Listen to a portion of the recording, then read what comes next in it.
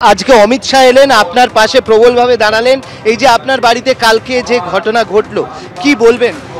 কি বলবো, প্রতিহিংসার রাজনীতি।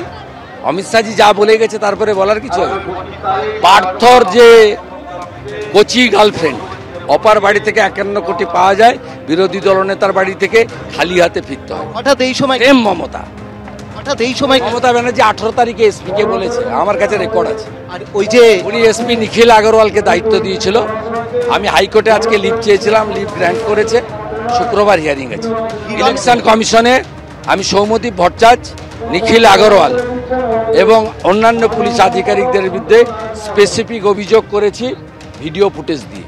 কিরণের বাড়িতেও একই, মানে আত্মসহায়কে একই ঘটনা। আগেও সবঙ্গের মণ্ডলের জিএসকেও ধরেছে। এগুলো করে কিছু হবে না, যত করবে ভোটে তত হারবে। ইসকন মন্দিরে কালকে কিছু হয়েছিল, আপনি ইসকন যে ওখানে গেছিল চম্পক চৌধুরীর নেতৃত্বে, সিআইর নেতৃত্বে ওই মন্দিরে গেছিল। মন্দির কর্তৃপক্ষ দরজা খোলেননি, মানে মন্দির গেট থেকে ফিরিয়ে দিয়েছে।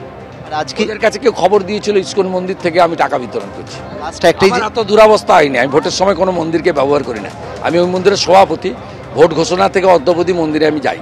লাস্ট একটাই প্রশ্ন, ওবিসি নিয়ে আজকে যে রায় দিল, কি মমতা ব্যানার্জি তাই সংবিধানকে বুড়া আঙুল দেখিয়ে করতে গেছেন।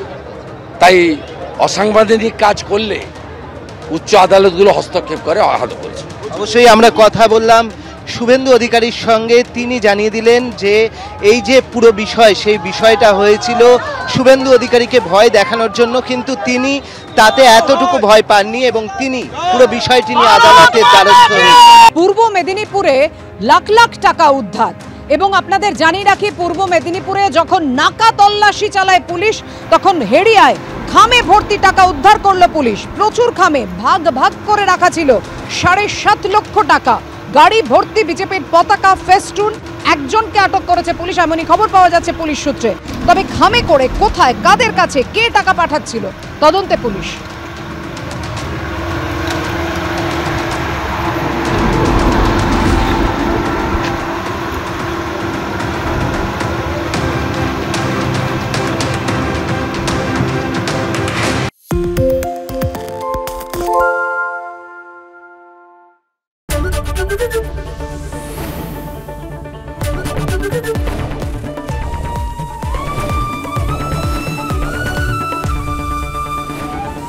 এবিপি আনন্দ, এগিয়ে থাকে, এগিয়ে রাখে।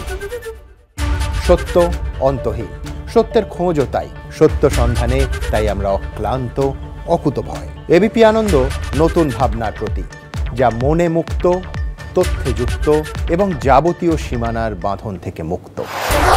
সীমা না শব্দটির মধ্যে লুকিয়ে আছে মানা শব্দটি, যেন চোখ রাঙানি এক অদৃশ্য বেড়াজাল, যা আটকে রাখে আমাদের এক ছোট্ট গণ্ডির মধ্যে।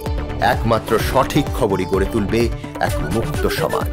সেই জগৎ গড়ার লক্ষ্যে কোনো সীমানার ঠুকুটি আমরা মানব না।